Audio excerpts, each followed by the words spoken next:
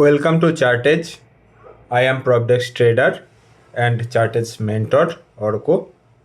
তো আজ 8 তারিখে 8 ডিসেম্বর 2025 মার্কেট ওভারঅল একটু টেকনিক্যাল অ্যানালিসিস করে একটা কুইক ভিউ দেখে নিই যে কালকের যে ডিটেলড অ্যানালিসিস করেছিলাম সেখান থেকে কিভাবে ভিউ চেঞ্জ হয়েছে এবং কোথায় কি মুভমেন্ট হয়েছে। ঠিক আছে, আজকে মার্কেটের জন্য একটা ওভারঅল বেয়ারিশ দিন ছিল। একটা বড় সেলিং আমরা সমস্ত সেক্টরে দেখেছি, including index, Nifty and mid cap, small cap, micro cap, এগুলোতে একটা বড় আমরা ফল দেখেছি। এছাড়াও বিভিন্ন স্টকের মধ্যে একটা আজকে বেয়ারিশ দিন ছিল। কালকে আমরা দেখেছিলাম, কালকে আমাদের যদি ক্লাসটা যদি কেউ দেখে থাকেন সেখানে দেখবেন যে একটা আমরা বুলিশ ভিউ নিয়েছিলাম। ঠিক আছে, সেই ভিউটা কিন্তু আমরা পজিটিভ দিকে যাইনি এবং সেখান থেকে একটা রং হয়েছে, ভুল হয়েছে। ঠিক আছে, কিন্তু এখানে যে কোনো বুলিশ বা বেয়ারিশ ভিউ তখন অ্যাক্টিভ হয় যখন সেই দিনের হাইকে ক্রস করে।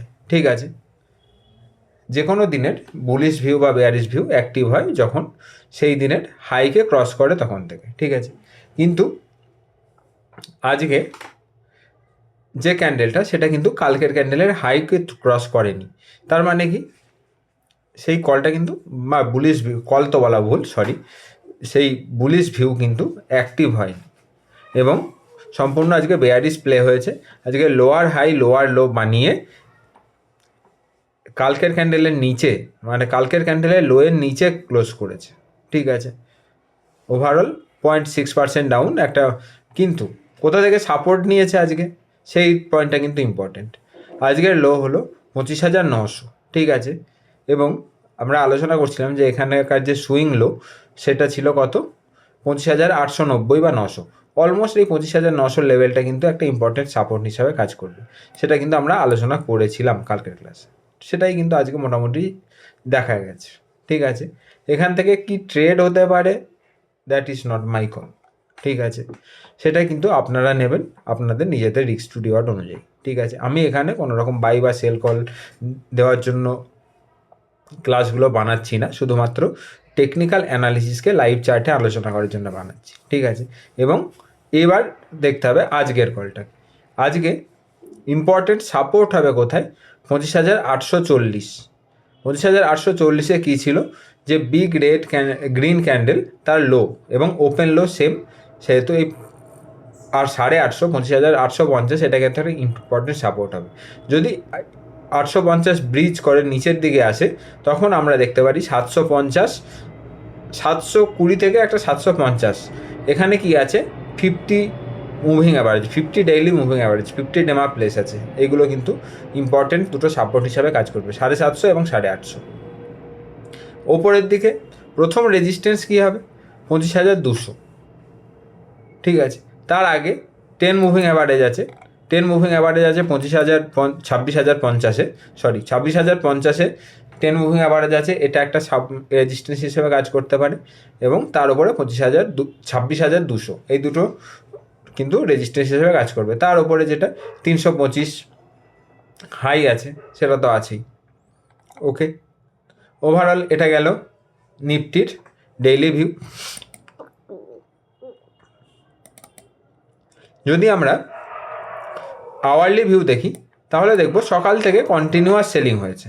ঠিক আছে, নিফটিতে সকাল থেকে কন্টিনিউয়াস সেলিং হয়েছে। আজকে কিন্তু কোনো রকম বাইং প্রেসারই ছিল না, মানে আজকে সাপ্লাই অনেক বেশি ছিল মার্কেটে ডিমান্ডের থেকে, সেই জন্য কন্টিনিউয়াস নিচের দিকে এসছে বাজার এবং মোটামুটি 890-900 এখানে এসে একটা সাপোর্ট জোন বানিয়েছে।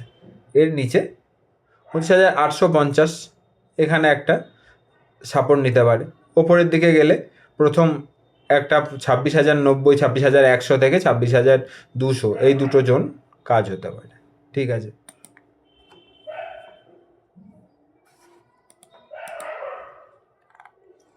আমরা 15 মিনিট চার্টেও তেমন কিছু আলাদা দেখছি না, সারাদিন পুরো সেলিং হয়েছে।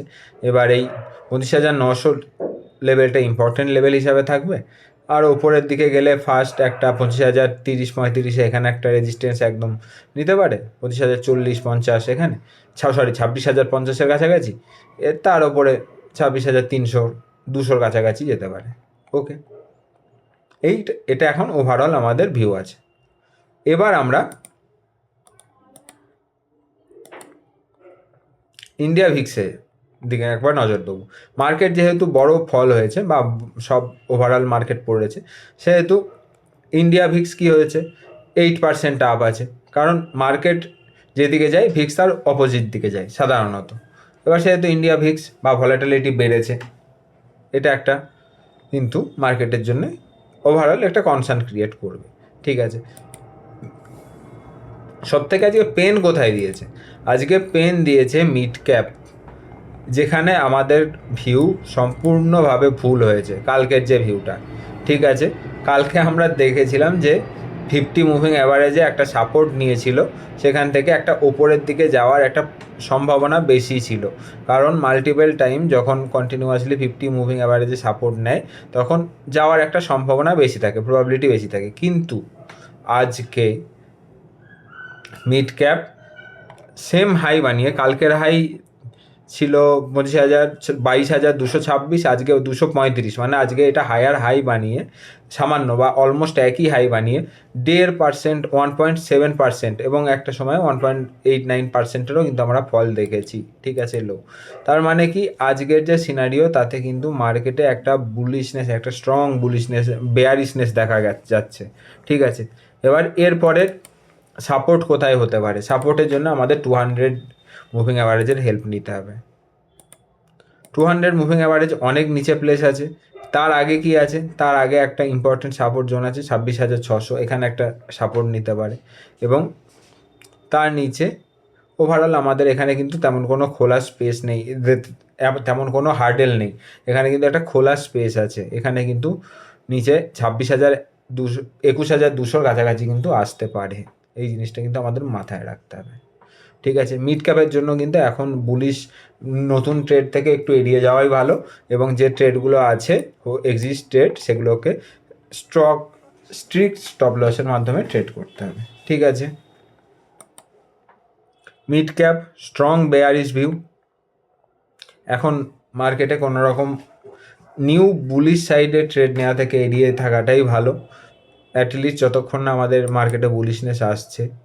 সেম মাইক্রো ক্যাপেও তাই, মাইক্রো ক্যাপ কিন্তু বেয়ারিশ টার্গেটের দিকে কন্টিনিউয়াসলি আসছে, এবং আজকে -2.3%-এর ফল ছিল। ঠিক আছে, ব্যাঙ্ক নিফটি অপেক্ষাকৃত অন্যদের থেকে একটু স্ট্রং আছে, 10-20 মুভিং অ্যাভারেজকে এখনও পর্যন্ত হোল্ড করছে। সেহেতু ব্যাঙ্ক নিফটি যদি স্ট্রেংথ থাকে, তাহলে যদি মার্কেটে আবার একটা রিভার্সাল আসে বা বুলিশনেস আসে, তখন আমরা এই ধরনের সেক্টরগুলোকে আমরা প্লে করতে পারি। ঠিক আছে, এরপর নিফটি ফিনান্স।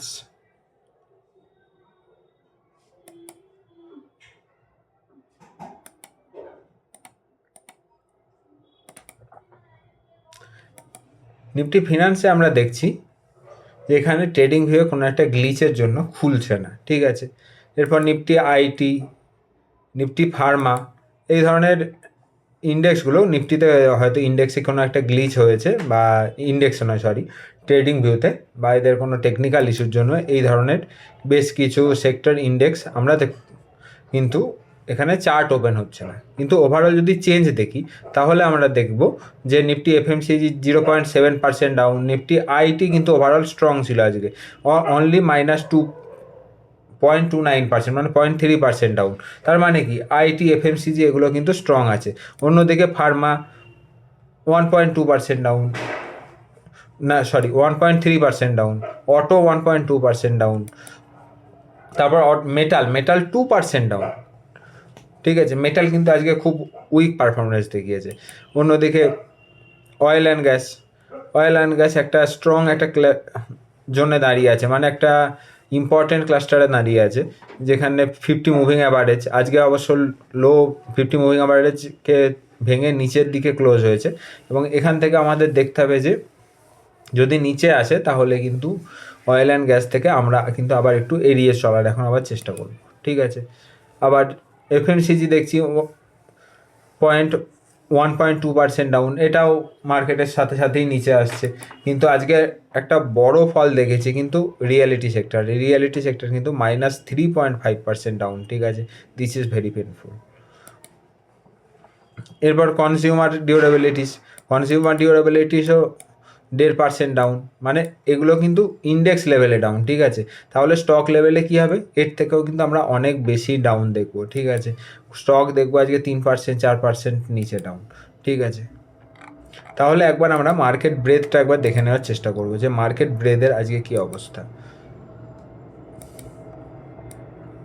দেখুন, মার্কেট ব্রেথ দেখলে আমরা কিন্তু ভয়ঙ্কর রকম খারাপ অবস্থা বা বেয়ারিশ জোননেস কিন্তু আমরা দেখতে পাচ্ছি। এই ডিসেম্বরের এখানে আমরা যদি দেখি 10, 20, 50, 200, 10 মুভিং অ্যাভারেজের ওপরে মাত্র 15% স্টক আছে, 20-তে 16, 15-এ 50-তে আছে 23% এবং 200-এ 33%, ঠিক আছে।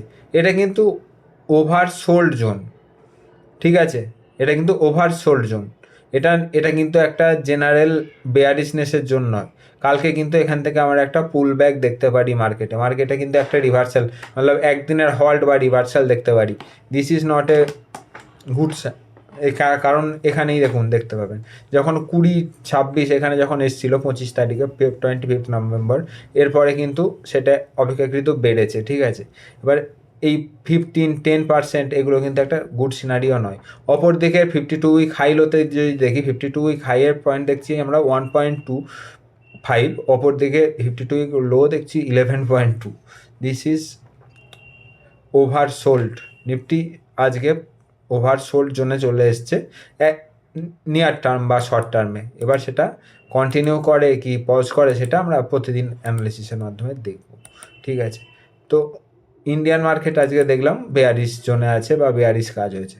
এবার ইউএস মার্কেট দেখব। ইউএস মার্কেট আজকে কিন্তু একটা ইন্টারেস্টিং জায়গায় দাঁড়িয়ে আছে, ঠিক আছে। ইউএস মার্কেট মোটামুটি অল টাইম হাইয়ের কাছেই এই যে ক্যান্ডেলটি বানিয়েছে, একটা শুটিং স্টার টাইপ ক্যান্ডেল বানিয়ে এবং আজকে যে একটা রেড ক্যান্ডেল বানাচ্ছে, এটা কিন্তু খুব একটা পজিটিভ সাইন নয়, ঠিক আছে।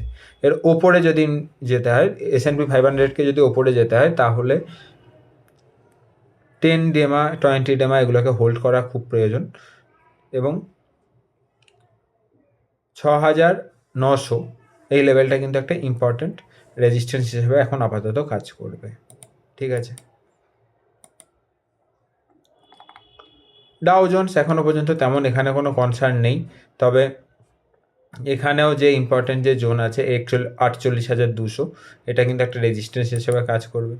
ন্যাসডেক এখনও পর্যন্ত তেমন কোনো কনসার্ন নেই, তবে 10 এবং 20 মুভিং অ্যাভারেজকে হোল্ড করা প্রয়োজন, কারণ তিনটে ইন্ডেক্সেই একটা ওয়ান সাইডেড র্যালি এসছে। ইউএস মার্কেটে কিন্তু একটা ওয়ান সাইডেড মোটামুটি এক কভারিং এসছে। আমরা যদি এখানে দেখি তাহলে অলমোস্ট 5% দেখছি আমরা লাস্ট 15 দিনে। এরকম মুভটা কিন্তু সাধারণ মুভ নয়, তাই এখানে আমরা একটা কনসলিডেশন দেখতে পারি। অপরদিকে ডলার ইন্ডেক্স 99-এর কাছে দাঁড়িয়ে আছে, ঠিক আছে। এখান থেকেও আমাদের কোনো কনসার্ন নেই, কিন্তু আমাদের কনসার্ন কোথায় আছে, ইউএসডি আইএনআর, যেটা কিন্তু 90-এর ওপরে গিয়ে ট্রেড করছে। That is not a good sign for equity market. এবার যদি এটা কন্টিনিউয়াসলি ইউএসডি আইএনআর যদি আরও উইক হয়, ইন্ডিয়ান রুপি যদি আরও উইক হয়, তাহলে কিন্তু একটা প্রেসার ইন্ডিয়ান ইকুইটি মার্কেটের ওপরেও পড়বে, ঠিক আছে। অপরদিকে গোল্ড বা এবার এটা দেখলাম আমরা ইউএস মার্কেট এবং কারেন্সি। এবার আমরা কমোডিটিটা দেখি। গোল্ড মোটামুটি সমস্ত মুভিং অ্যাভারেজের ওপরে এখনও পর্যন্ত দাঁড়িয়ে আছে। এখানে আমরা 20 মুভিং অ্যাভারেজকে একটা সাপোর্ট হিসাবে দেখতে পারি, যে 20 মুভিং অ্যাভারেজের কাছে যদি আসে বা 1,28,600-র কাছাকাছি যদি আসে, তাহলে এখানে একটা সাপোর্ট প্লে হতে পারে। এবং যদি রেজিস্ট্যান্স লেভেল 1,31,400 এটার ওপরে যদি যায়, তখন একটা বুলিশনেস আসতে পারে, ঠিক আছে। সিলভার অল টাইম হাইয়ের কাছে ট্রেড করছে, এখনও পর্যন্ত কোনো রকম উইকনেস আমরা এখানে কিন্তু দেখতে পাচ্ছি না। ক্রুড ক্রুডে কালকে যে একবার ট্রাই করেছিল 50 মুভিং অ্যাভারেজের ওপরে গিয়ে ট্রেড করার, কিন্তু আজকে আবার দেখছি 50 মুভিং অ্যাভারেজের নিচে এসছে।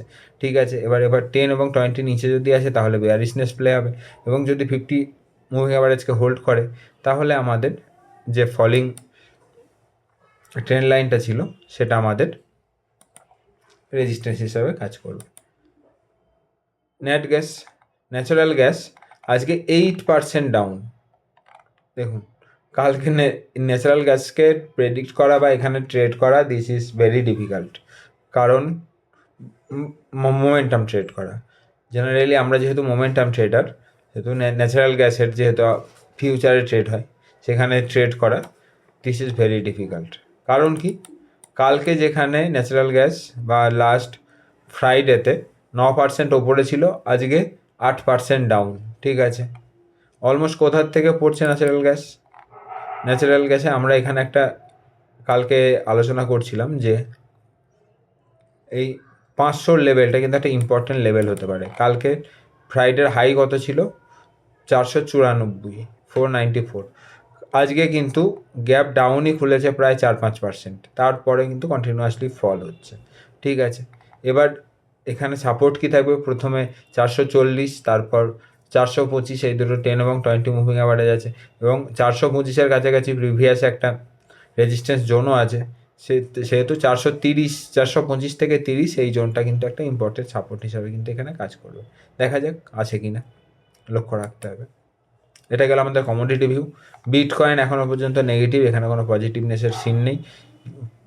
উপরে 94,000 সাপোর্ট আছে, নিচে 85,000-এর, সরি উপরে 94,000-এর রেজিস্ট্যান্স, নিচে 86,000-এর support. That's it. And Ethereum last, সেখানে আমরা দেখছি যে 3,300 একটা রেজিস্ট্যান্স, নিচে আমরা দেখছি 2,800 একটা সাপোর্ট। এই গেল মোটামুটি ওভারঅল মার্কেটের ভিউ, এবং index, commodity, crypto plus global view সমস্তটা দেখলাম। ইন্ডিয়ান মার্কেট আজকে এক্সট্রিম বেয়ারিশ কাজ হয়েছে, কিন্তু একটা ওভার সোল্ড জোনে গেছে। এবার দেখতে হবে কালকে আমাদের পুল ব্যাক বা একটা সাইডওয়েজ মার্কেট থাকে, নাকি আরও বেশি ফল হয়, নাকি ওপরের দিকে যায়। সমস্ত সাপোর্ট রেজিস্ট্যান্সটাও দেখেছি। তো আজকের মতো ক্লাস এখানেই শেষ করি। সবাই ভালো থাকবেন, সুস্থ থাকবেন। চ্যানেলটিকে ভালো লাগলে সাবস্ক্রাইব করবেন, এবং কমেন্ট অবশ্যই করবেন। যদি বুঝতে পারেন তাও করবেন, যদি না বুঝতে পারেন তাহলে তো অবশ্যই করবেন। ঠিক আছে, বাই।